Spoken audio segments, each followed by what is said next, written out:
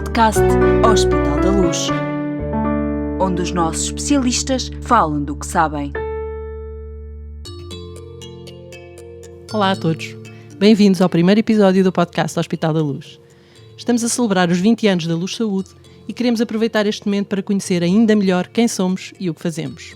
O meu nome é Graça Rosendo e vou acompanhá-lo nesta conversa. Comigo está a engenheira Isabel Vaz, CEO da Luz Saúde. Olá. E o médico especialista em Medicina Interna do Hospital Beatriz Anjos e do Hospital da Luz Torres de Lisboa, Vasco Evangelista. Olá. Vamos conversar sobre a história da Luz Saúde e sobre o que projetamos para o futuro do nosso grupo. Antes de mais, obrigada por participarem neste podcast com este tema tão rico e desafiante e com tanto para descobrir. Queremos saber como tudo começou, quais foram os momentos mais marcantes destes 20 anos, como é gerir um grupo desta dimensão e o que significa ter começado a ser médico num dos nossos hospitais. Mas também queremos ouvir falar-vos do futuro. O que imagina a gestora da Luz Saúde para a sua empresa nos próximos 10 anos? Que médico quer ser o jovem especialista daqui a 20? Começo pela Isabel, claro, e pela pergunta óbvia. Foi há 20 anos que tudo começou. Olha com orgulho para esta história? Claro que sim. É de facto este ano um ano muito especial, fazemos 20 anos. Foi um percurso espetacular, com gente ótima que acreditou que à época podíamos mudar o paradigma da saúde privada em Portugal, porque apostámos claramente num hospital que não era uma clínica, não era um sítio onde os médicos iam lá fazer umas coisas depois de irem ao público, ou seja, era um sítio em que os médicos escolheram onde iam fazer a sua atividade profissional e onde iam apostar a sua formação avançada, onde iam apostar a sua carreira, e isso fez toda a diferença. E termos sido capazes de aglutinar, de facto, um conjunto de pessoas absolutamente excepcional, todos a olhar na mesma direção e todos num mesmo projeto, é obviamente uma coisa que qualquer gestor se pode orgulhar, e a mim em particular, porque tenho, enfim, um aspecto pessoal importante, porque o meu pai era médico, e acho que o Hospital da Luz, o Hospital Beatriz Ângelo, depois mais tarde, em 2012, era um hospital onde ele se teria orgulhado de trabalhar, e eu não fui para a medicina, fiz esse pecado horrível para quem tem pai médico, que é não ir para a medicina. Eu fui para a engenharia, na altura o meu pai teve um desgosto enorme, e acho que de alguma forma paguei essa dívida que eu tinha, e hoje é um orgulho muito grande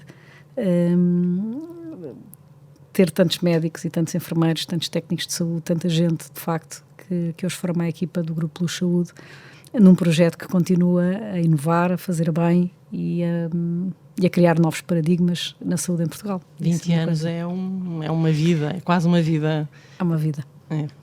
Momentos marcantes houve, de certeza, muitos ao longo deste tempo. Quer-nos contar? Olha, tivemos vários. A primeira compra que fizemos, porque, enfim, isto foi um projeto que foi feito a partir do zero.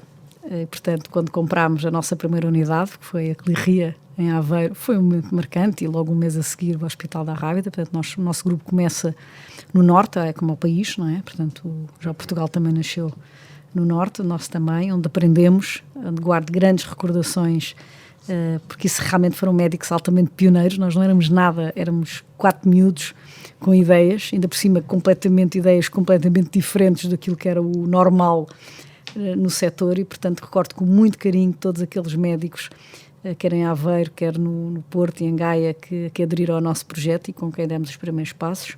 Enfim, não vou enumerar nomes porque são imensos, a maior parte deles ainda está no grupo.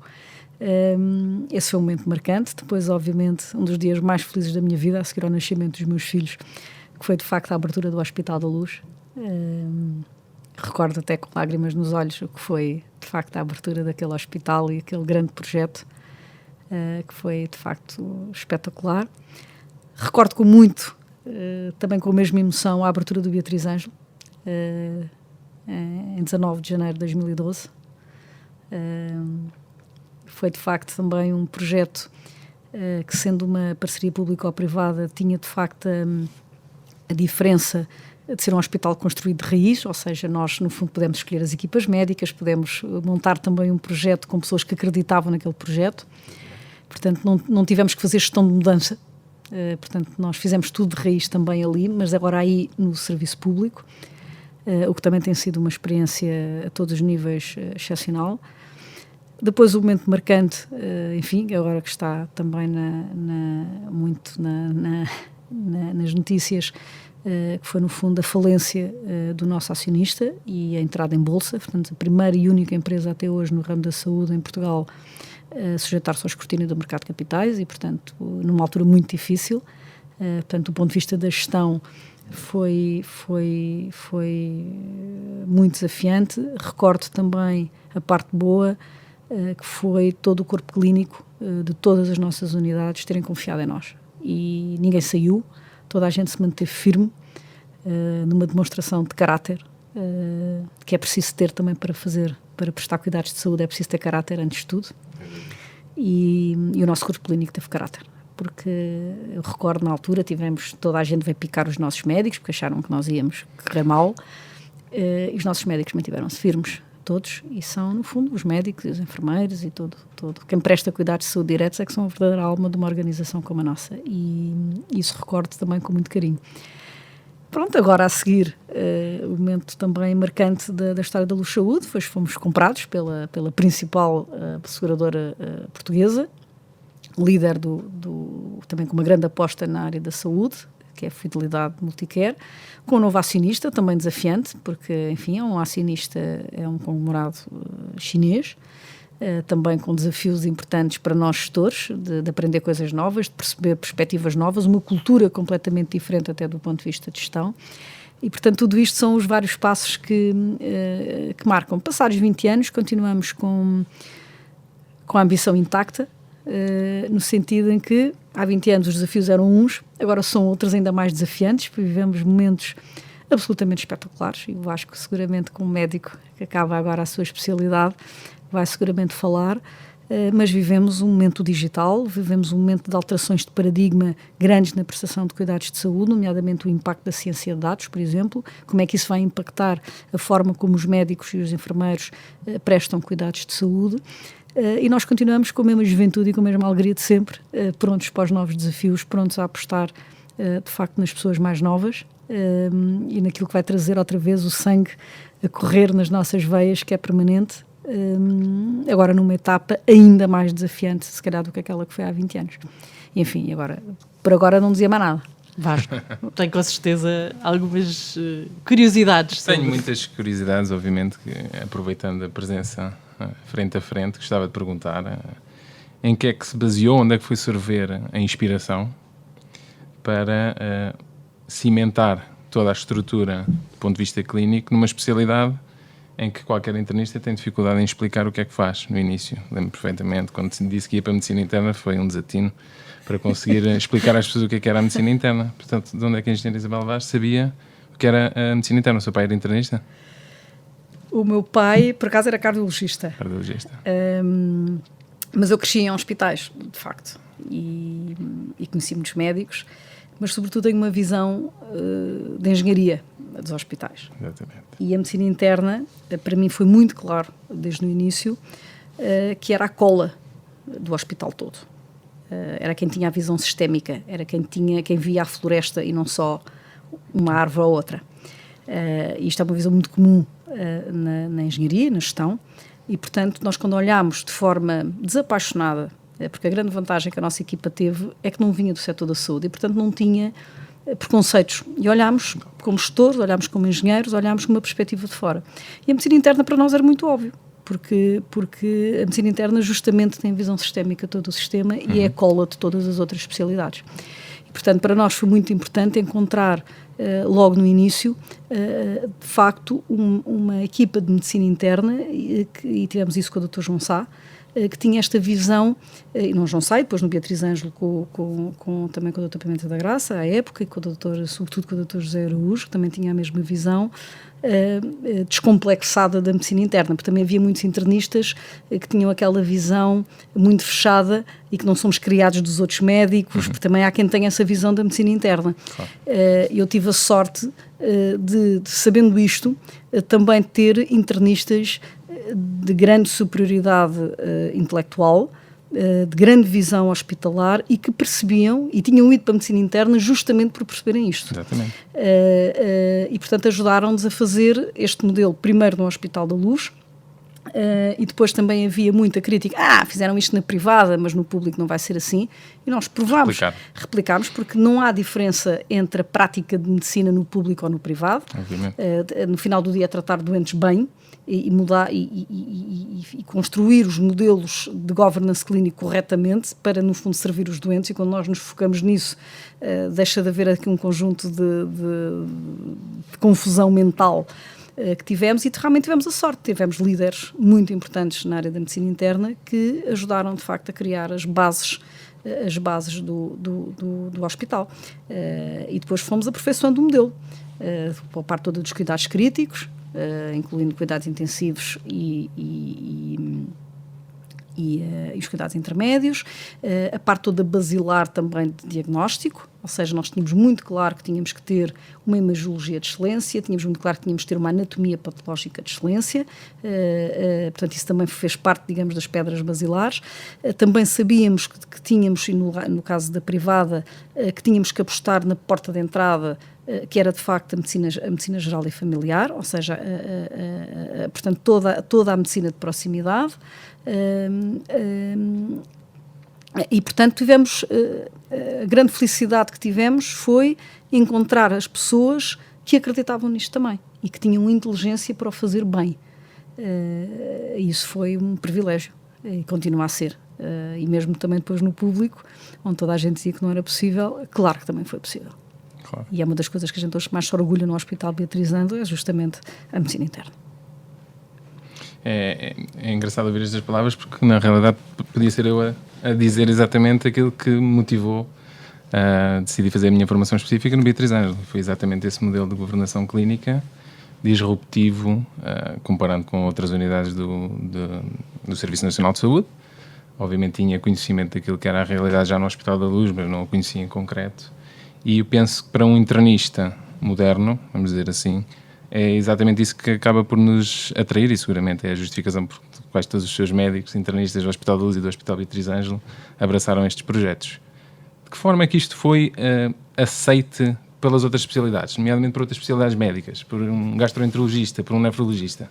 Como é que foi convencê-los de que se calhar o doente fazia sentido estar com um internista responsável e eles numa posição de consultoria, ou vice-versa, ou que não seria sempre igual dia para dia? Como é que isso foi?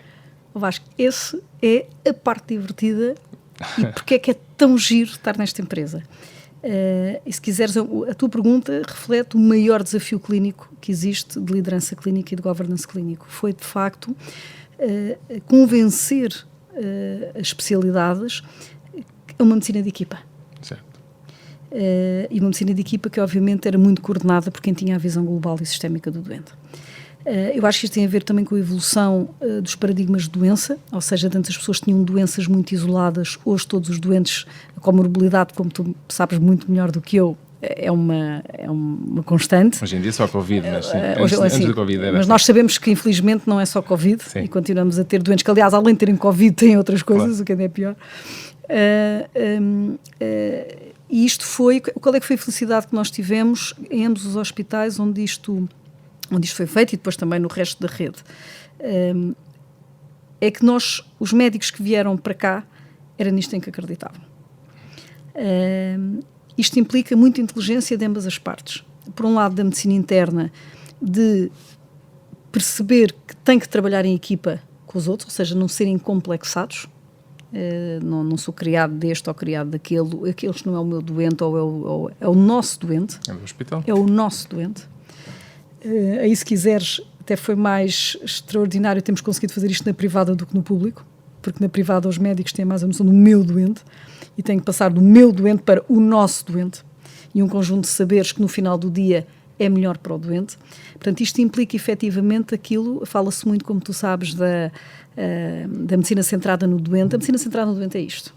É um governance clínico, efetivamente as pessoas se juntam multidisciplinarmente para decidirem aquilo que é melhor para aquele doente, tirando os nossos egos. E, portanto, são perfis especiais. São perfis de pessoas que têm que entender isto. Eu lembro-me que houve pessoas no Beatriz Ângelo, e eu tive o privilégio de entrevistar todas as pessoas que entraram, e houve alguns diretores de serviço que estavam a ser convidados para diretores de serviço que não vieram. E não vieram porque não percebiam este modelo, nem queriam este modelo. A pergunta era sempre: quantas camas é que eu vou ter? Certo. E eu respondia sempre, o senhor nenhuma, o hospital 418. E houve pessoas que não entenderam isto. E, portanto, qual é que foi a vantagem que tivemos? Não entenderam isto, não entraram. Portanto, só entraram aqueles que acreditavam neste modelo e que realmente percebem a vantagem deste modelo. E, portanto, esse é o desafio, continua a ser o desafio, porque de vez em quando há uns que se enervam, como eu costumo dizer. Inclusive, repara, Vasco, que isto não é só um tema interno, repara que há muitas especialidades. Eu lembro que tivemos alguma dificuldade em alguns casos de ter idoneidade formativa, porque os próprios colégios de algumas especialidades não percebiam isto. Então, mas onde é que estão as camas da especialidade? Não estão, claro. Não há camas da especialidade. As camas são dos doentes. E, portanto, e isto, ainda hoje, passado estes anos todos, ainda há alguns colégios que tinham dificuldade em perceber isto, agora penso que menos, mas ainda continua a haver essa pergunta. Mas eu penso que à medida que a medicina vai evoluindo, e que realmente a comorbilidade e a multimorbilidade é um dos grandes desafios da medicina de hoje, isso vai se esbatendo. E mesmo quando nós falamos em especialidades como a cardiovascular ou como a oncologia, por exemplo, não há nada. Ou seja, nós também partimos muito de testar estes modelos a partir da oncologia. Porquê? Porque na oncologia os médicos estão mais, de facto, centrados numa multidisciplinaridade, quer a nível do diagnóstico, quer a nível do próprio tratamento, que é de facto muito multidisciplinar, e eles são bons exemplos de como é que isto se faz. E vocês, enfim, os médicos são tramados, não é? Porque os médicos são muito difíceis de convencer, são pessoas tremendamente inteligentes, são pessoas que a liderança tem que ser por persuasão e não por mandar neles. Portanto, vocês têm que acreditar que efetivamente isto é melhor assim. E há todo um legacy de egos, de formas de trabalhar, de complexos, e portanto, isso é que é a parte bonita da liderança, por isso é que é mais bonito estar neste setor do que estar noutro setor qualquer. Claro, e acredito que seja preciso muita inteligência emocional também para conseguir lidar com tanta personalidade. Muita inteligência emocional, mas isso é a parte bonita da liderança, não é? Claro, lógico, será o papel de qualquer líder, não é? Não só meu, mas de cada um de vocês, médicos que ocupam lugares de liderança. Eu costumo dizer que a liderança exerce-se a todos os níveis. Quando estamos a falar já na liderança mais institucional, que já tem impacto no governance clínico da instituição, eu tive o cuidado de escolher pessoas com esta visão e que percebessem isto, e que fossem agregadoras e que fossem de facto aquilo. Aliás, tu sabes que do Hospital Beatriz Ângelo, o nosso highlight é medicina de equipa. Certo, é o lema. É o lema, medicina de equipa, medicina de equipa, medicina de equipa. E isso é o futuro. É o futuro, não, já é o presente. E não há volta a dar, não é? Para funcionar num modelo deste género é impossível pensar de outra forma, penso eu. Não. E isso é o que eu espero agora também da malta mais nova, porque a malta mais nova já é como aos digitais, não é? Vocês já são nativos de medicina de equipa, não é? Aos nativos digitais e aos nativos de um governance clínico é completamente diferente. Somos produto desse modelo, já são podemos dizê-lo. Eu recordo-me, não sei se se lembra, de ter estado na recepção aos internos, aos primeiros internos, do qual eu tenho orgulho de fazer, obviamente, parte. Exatamente. E lembro-me perfeitamente das palavras que disse naquela altura. Disse algo que já aqui também mencionou, que tinha escolhido pessoalmente, entrevistado todos os médicos que trabalhavam nas suas unidades e disse-nos, cara a cara, que nós éramos os primeiros em quem não tinha feito. E que isso dava responsabilidade a ambas as partes. Como é que olha, porquê apostar naquela altura na formação específica e qual é o sumo que tirou disto tudo? O que é que acha? Vasco, é assim, vocês são... Agora vou dizer uma coisa banalíssima. Um hospital sem internos é como um jardim sem flores. Sim, não tenho a mínima dúvida. Enfim, não querendo chamar flores aos internos.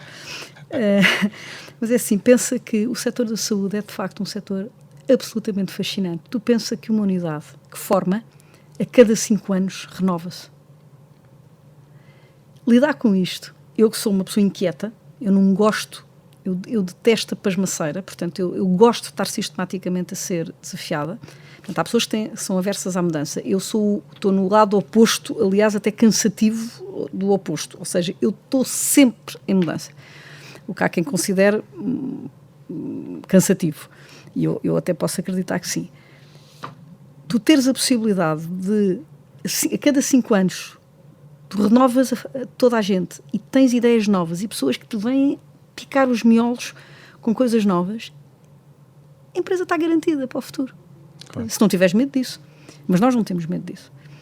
O nosso futuro é nisso que se baseia. Portanto, a formação dos internos, a formação avançada, o permanentemente querer que a inovação, as novas ideias, é o que nos torna muito bem preparados para a década que estamos a viver, em que os ciclos de inovação são muito mais curtos e que tu realmente não podes ficar na pasmaceira.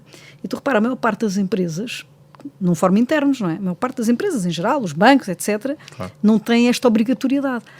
Isso para mim é um privilégio. Portanto, em cada 5 anos aparecem-me uns picamiolos, estás a ver, que vêm dizer coisas. E, portanto, isso é fabuloso, percebes? Agora, é preciso gostar. Se tu gostas de uma certa calmaria, ficas incomodado. Eu, como gosto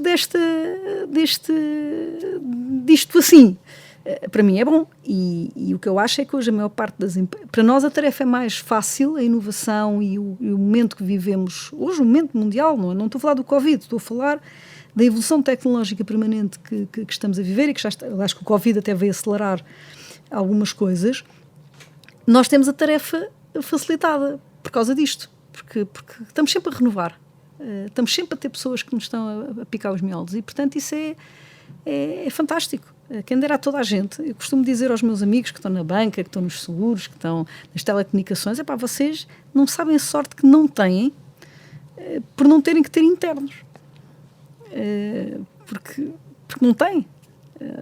Só têm pela rotação normal dos ativos, claro, não é? Claro. E portanto isto é ótimo. Eu continuo a achar que este é o melhor setor do mundo para se trabalhar depois de 20 anos. A medicina tem esta característica própria, não é? O saber tem que ser transmitido a mais alguém. Foi assim que nós aprendemos e é assim que inerentemente teremos que fazer também. É só assim que conseguimos garantir que no futuro, quando nós precisarmos, vamos ter alguém que também consiga cuidar de nós. Imagina que a gente faz uma asneira. Daqui a 5 anos podemos corrigir a asneira. Exatamente. Porque temos a frota renovada. Claro. Estás a ver? Portanto, ter internos é absolutamente fundamental. É um dos melhores investimentos que a gente faz. A aposta parece ter sido ganha de parte a parte, não é? Porque completamente. Não sei números em concreto, mas se calhar 90% dos internos que formou estão neste momento, continuam a trabalhar. Connosco. Mas ó Vasco, sabes uma coisa? Mesmo quando não trabalham connosco, são pequenas... É uma das coisas que eu me orgulho cada vez mais, é quando as outras pessoas já vêm buscar pessoas a nós. Vêm buscar pessoas a nós é porque quando os outros hospitais, nós temos de olhar sempre as coisas, o copo meio cheio ou o copo meio vazio. O copo meio vazio é vieram-me roubar pessoas. O copo meio cheio é que eu tenho células daquilo que é o Grupo Luz Saúde e daquilo na medicina em que nós acreditamos, que estão já espalhadas em muitos outros hospitais. E são sementinhas do nosso pensamento, são sementinhas daquilo que é o Grupo Luz Saúde, e é isso que me faz pensar e ter orgulho, passados estes 20 anos, que nós mudámos a vida dos nossos doentes, daqueles que tivemos sucesso em tratar e que confiaram em nós a sua saúde, mas também temos sucesso na mudança do paradigma que nós acreditamos que deve ser o sistema de saúde. Não é só trabalhando no público, concretamente dito, que se muda o país. Cada um de nós, nas nossas funções, em cada um dos nossos hospitais, no nosso caso, nós mudamos o mundo. E, portanto, eu mudo muito o mundo quando tenho já internos formados por nós, com a nossa cultura, e que hoje estão noutros hospitais e que estão, de alguma forma, a influenciar, porque todos vocês são líderes. Todos nós podemos só liderar uma equipa de 3 pessoas. Somos líderes dessa equipa, e depois dessa equipa passamos para 10, e depois de 10 passamos para 15, e de 15, um dia alguns vão ser diretores clínicos e vão ser diretores de serviço, e foi aqui que se fizeram. E isso, se quiseres, é das coisas que mais me orgulha na vida. É como se tivesse... Pronto, a Luz Saúde está em muito sítio. Alguma vez teve receio, em alguma fase deste processo, que ao abrir vagas de formação específica de internato médico numa instituição privada e numa parceria pública ou privada, isso pudesse ter constituído um entrave ou gerado dúvida nas pessoas em aceitarem e em querer abraçar esses projetos? Foi uma pergunta que eu fiz a mim próprio e que tive que responder antes de entrar no Beatriz Ângelo. Eu acho que os primeiros, e vocês que entraram no Beatriz Ângelo, claro, e aqueles até... Porque o Beatriz Ângelo, para todos os efeitos, é um hospital público. Certo. Agora imagina os teus colegas no Hospital da Luz, que claro, apostaram no primeiro internato. Eu acho que eles foram uns miúdos fantásticos. Mas só isso miúdos que agora já são homens crescidos, já na altura já eram, porque esta coisa, vocês começam o internato depois de acabar o curso, já têm 23 ou 24 anos. Eu acho que eles foram fantásticos, porque efetivamente arriscaram, não é? Naquela altura, os primeiros foi um risco, não é? Sem dúvida. Salto no escuro. E foi um salto no escuro, até porque nem sabiam como é que a comunidade médica ia reagir, claro. Não é? Mas por isso é que eles são os miúdos especiais. E hoje somos médicos de mão cheia. Porque, enfim, depois ao fim de 5 anos de especialidade, vocês são séniores, não é? Sim, a certa altura a máquina está em andamento e agora já é difícil de travar. Já não trava. Não, e sobretudo é assim, tenho um grande orgulho porque em todas as várias especialidades, não só da medicina interna, os nossos médicos fazem exames espetaculares e estão sempre entre os melhores entre os nos exames que fazem. E portanto isso atesta a qualidade daquilo que faz nas nossas unidades mas enfim, estou muito grata a todos vocês que foram os primeiros e os pioneiros disto, porque hoje é mais fácil, não é? Claro, na altura foi mesmo aqueles que abraçaram o projeto. Também te vou dizer uma coisa, Vasco, a malta aos 30 anos não tem medo de nada, mas na classe médica é diferente, porque tirar a especialidade é um one shot, ou seja, vocês erram, dói na carreira. Sim. E portanto, o que é que eu posso dizer? Que estou super grata e que obviamente conheço-os todos e tenho um carinho inimaginável por esta malta que apostou e que arriscou numa altura que era muito mais difícil de arriscar do que hoje. Do que agora, claro. Não é? Ainda agora saiu o primeiro interno do país e penso que talvez dos poucos sítios da Europa a nível privado de anestesiologia, que arriscou o seu primeiro internato ali, anatomia patológica também. Portanto, a medicina interna foram os pioneiros em tudo, de facto. E, entretanto, todos têm vindo a fazer, e neurologia também. Bem, portanto, ou seja, conheço-os a todos, sei todos quem são, porque só tenho que estar agradecida, não é? E eles também vêm porque acreditam em projetos diferentes, em modelos de governação diferentes, acreditam que se pode fazer saúde de forma diferente, em modelos que acreditam mais ou que são mais felizes a trabalhar, e portanto tem corrido bem. Com estas sementes que têm, como disse, já espalhadas por diferentes sítios, acha que o seu modelo, vou tratar o modelo por seu, o seu modelo de governança clínica vai ser replicado noutras instituições, inclusive públicas, por exemplo? Como é que olha para o futuro? Olha, isso eu pergunto-te a ti, porque qual é que às vezes a minha frustração? Por exemplo, olha, agora passados quase 10 anos de Beatriz Ângelo, é engraçado, não sei se já reparaste, mas que as análises que fazem são puramente económicas, onde a gente também passa com distinção. Portanto, também não é por aí. Mas eu gostava mais que, quando avaliassem as parcerias público-privadas, que avaliassem o que é que de bom, que é o que nós chamamos em economia eficiência dinâmica, o que é que podiam aprender connosco que nós fizemos diferente? Até mais do que a parte de eficiência económica, porque a eficiência económica está lá, mas é até discutível, porque nós, no fundo, temos mais liberdade de gestão, temos mais autonomia, portanto, ou seja, até se podia pensar que eles podem replicar. Agora, o que verdadeiramente, por exemplo, um Beatriz Ângelo trouxe como dando garantia de que é possível fazer, foi justamente isso. E eu ainda há alguns hospitais que já têm algumas parecenças ou que já começaram a entabular esse tipo de modelo, mas o Beatriz Ângelo foi isso que trouxe, porque nós começámos no Hospital da Luz, depois havia a lógica que não era possível fazer no público, afinal foi, e portanto isso dá alento a outros, como também nós aprendemos muitas coisas nos hospitais públicos, com a diferença que nós gostamos de aprender, e às vezes politizam-se tanto estas discussões que não se tira aquilo que de bom as parcerias trazem, que é de facto benchmarks de governação clínica, benchmarks diferentes de outras coisas. Portanto, a frustração que eu tenho é que isso não é completamente claro na sociedade portuguesa, mas penso que é claro na comunidade médica, que também é que me interessa. Ou seja, a gente hoje vai aos congressos de medicina interna, vai à comunidade médica, que é aquela que me verdadeiramente importa perceber a opinião, e penso que hoje os nossos médicos de medicina interna, desde os internos a vocês que já acabaram a especialidade, neste novo modelo, e aqueles que no fundo apostaram nisto, são médicos altamente reconhecidos em todo lado, e isso é pelos pares, que é aquilo que me interessa. Claro. Antes de mais. Mas é uma frustração que eu tenho. Sendo que esse dogma na opinião pública e política, talvez, ainda não, estes 8 anos não conseguiram destruir. Não, eu acho que eles dá uma sensação que não aprenderam nada, não é? Portanto, ou seja, não viram a grande vantagem que, de facto, modelos diferentes de trabalhar podem trazer ao sistema de saúde. Ou seja, estão muito enquistados no one size fits all. Nem estou a dizer que o nosso modelo seja a panaceia para todos, não é? Claro. Mas são experiências que valem a pena ser olhadas e é isso que verdadeiramente o valor das parcerias, é trazer novos modelos de governação, novas formas diferentes de incentivos, formas diferentes de organizar os cuidados clínicos, enfim. E todas as parcerias, não só as nossas, trouxeram âmbitos diferentes e lógicas diferentes, e dá a sensação que a discussão depois no final só se resume a números, que, by the way, também são muito bons,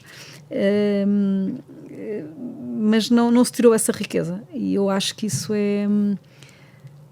é quase um desrespeito pelos profissionais que apostaram de facto dali. Para vocês aquilo é um hospital público, é gerido por nós, portanto para vocês a vantagem que tem é que, pronto, obviamente há uma gestão muito mais aberta, muito mais de porta aberta, quer dizer, daquilo, enfim, que em média eu conheço que é no sistema público, mas sobretudo o que tinha que haver era o respeito por uns profissionais que fizeram daquilo um grande hospital, de raiz, com modelos diferentes, fazendo outros paradigmas, naquilo que tanta gente fala, que é a medicina centrada no doente, e vocês fizeram, e continuam a fazer todos os dias, e isso deve ser reconhecido.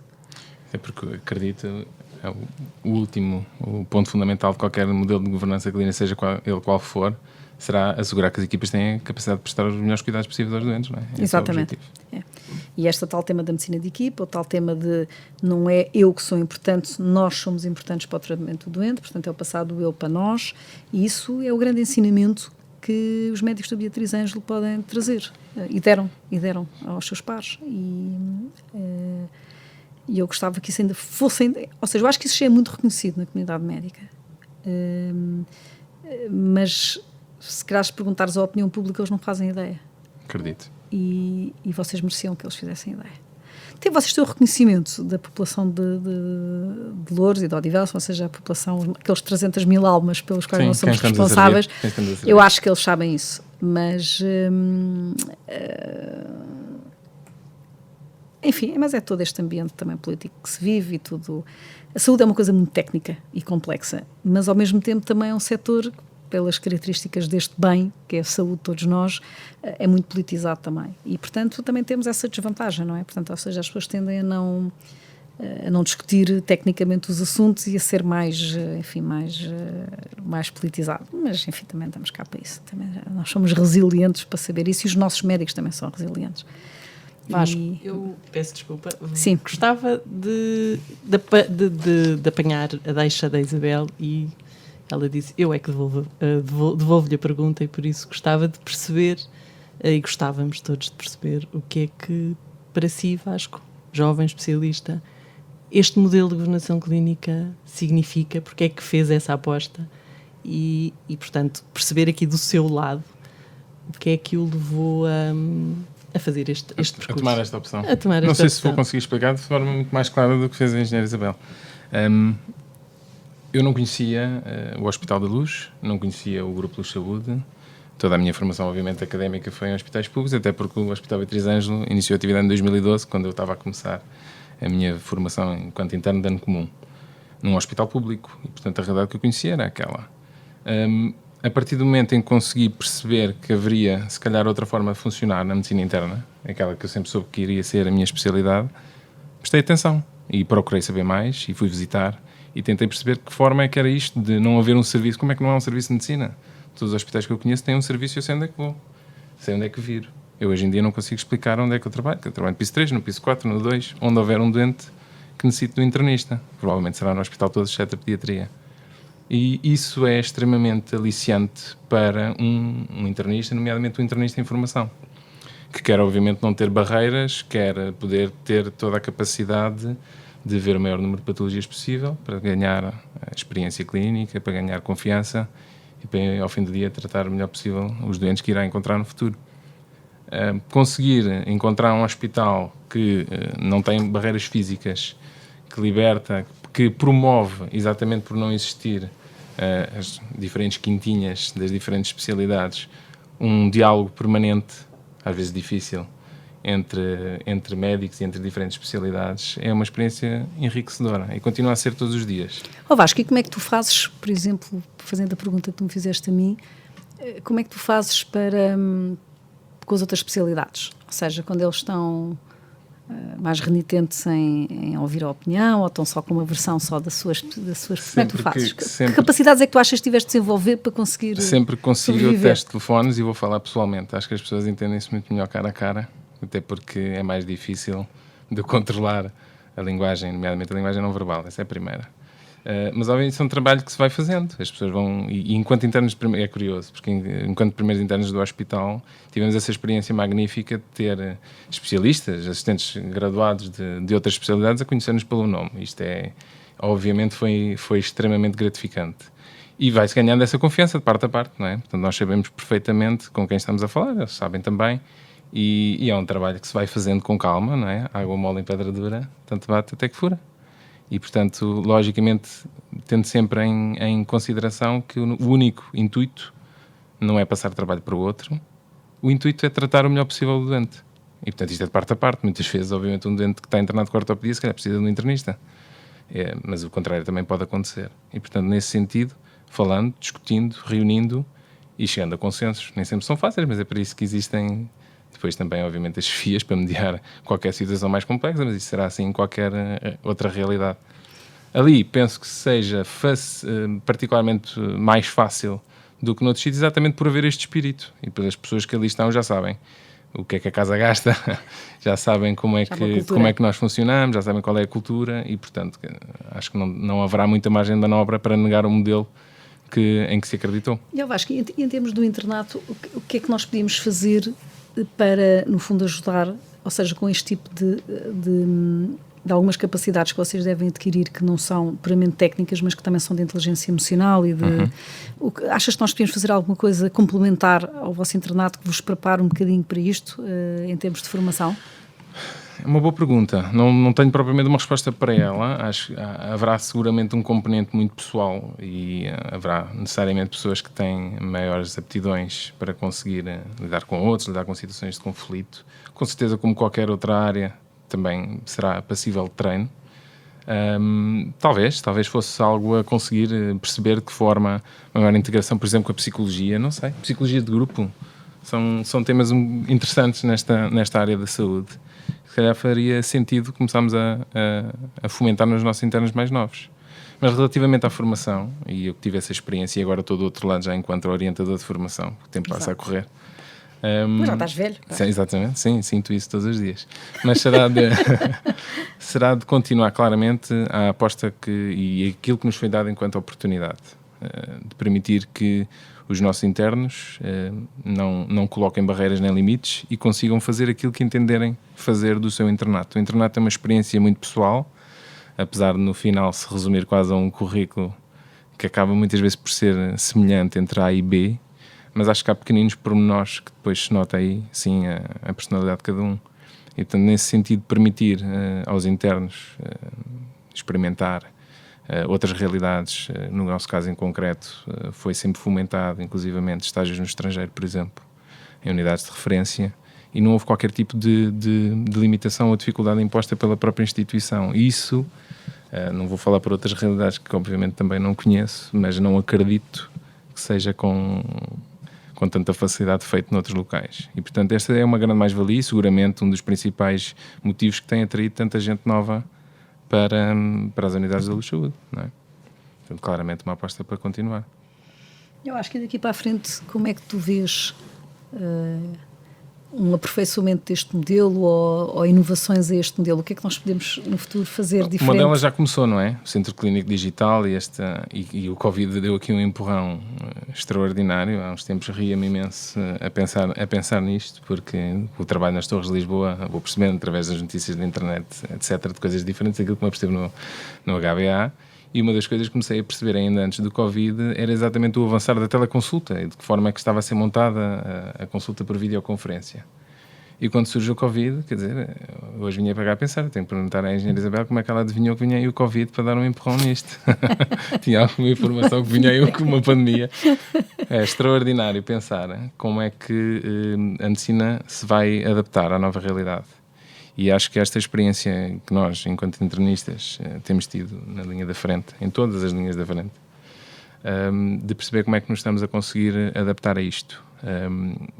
Não tendo uma consulta por videoconferência no Beatriz Ângelo, temos obviamente as teleconsultas por telefone. Certo.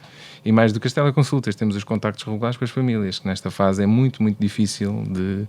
Imaginamos nós, não estando no lugar deles, de estar do outro lado, sem conseguir ter acesso direto ao familiar e vice-versa.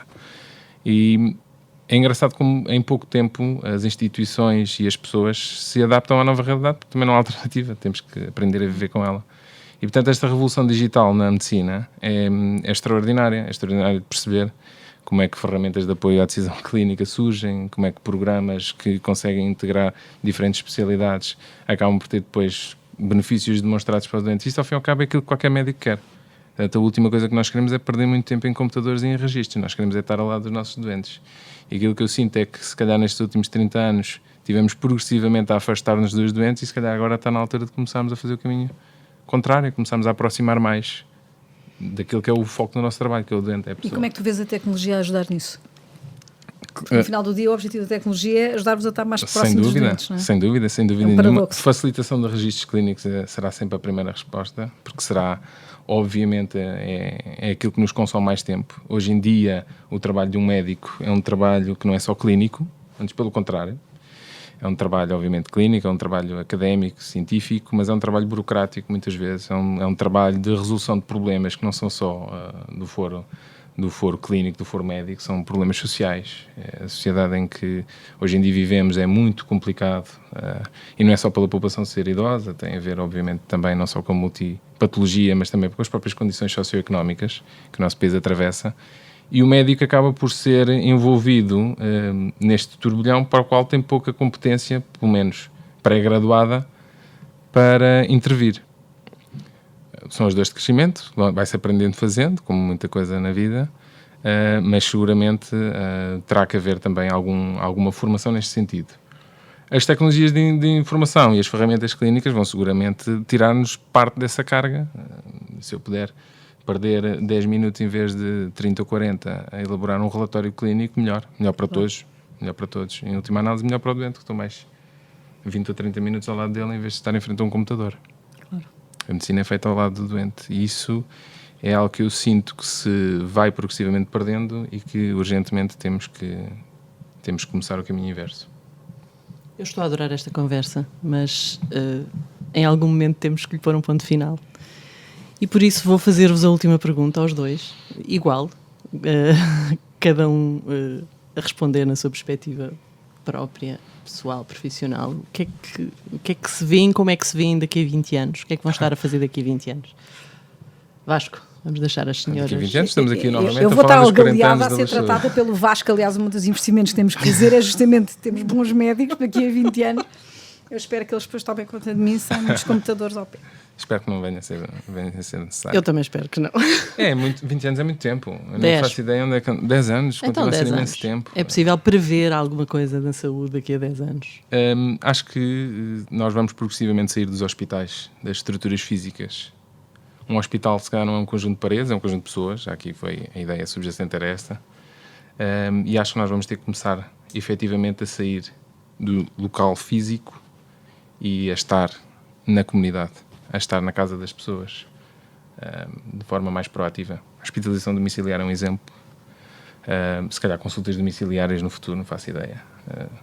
Terei que parar um bocadinho mais para pensar sobre isto, mas seguramente andará muito por aqui. É isto que vai ser gerir a saúde daqui a uns anos, Isabel? Sim, eu penso que isto, por um lado, que o Vasco acabou de dizer, seguramente, ou seja, cada vez mais os doentes vão exigir a proximidade, vão exigir, aliás, isso é comum em todos os setores, portanto, a transparência e a exigência cada vez mais vamos ser menos utentes e cada vez vamos ser mais clientes, na verdadeira acessão da palavra.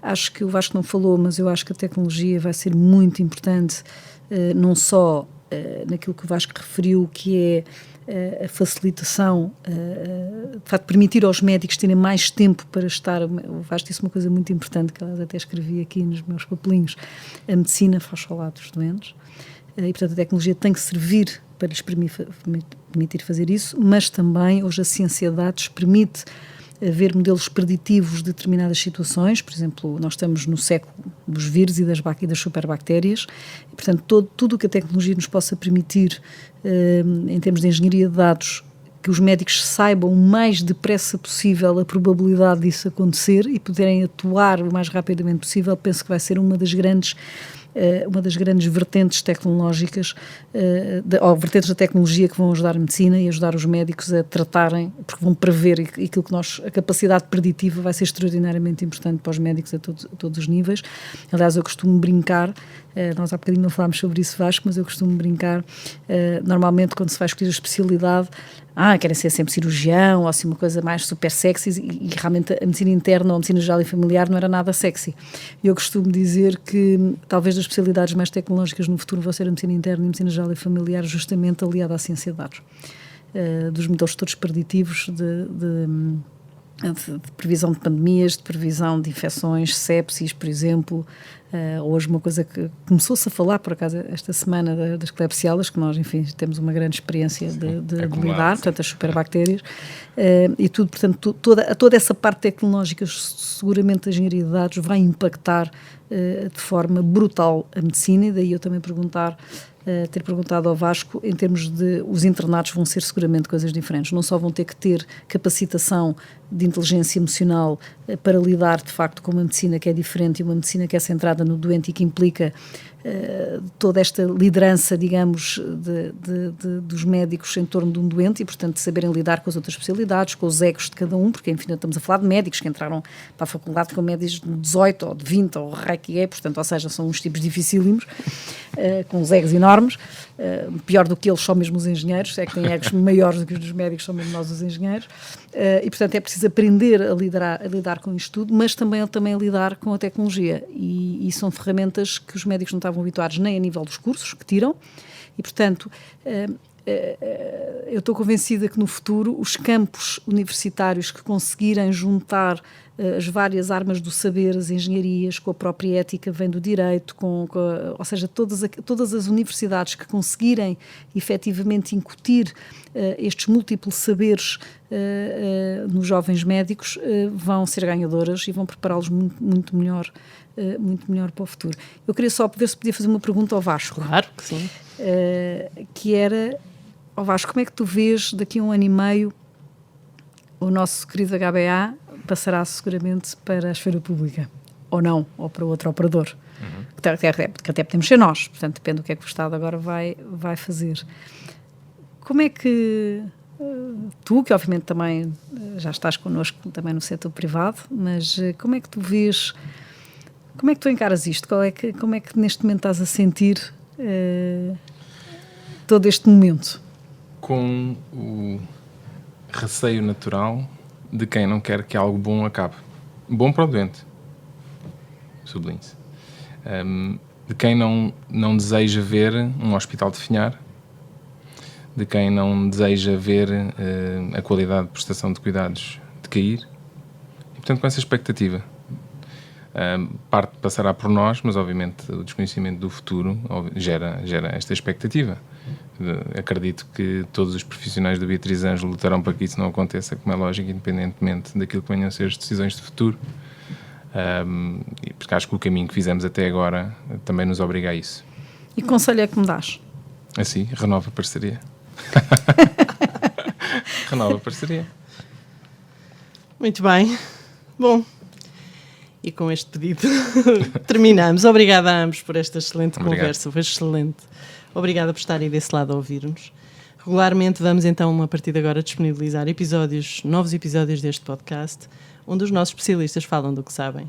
O podcast Hospital da Luz está disponível em todas as plataformas de streaming de áudio e também no YouTube. Subscreva e não perca nenhum episódio. Até breve!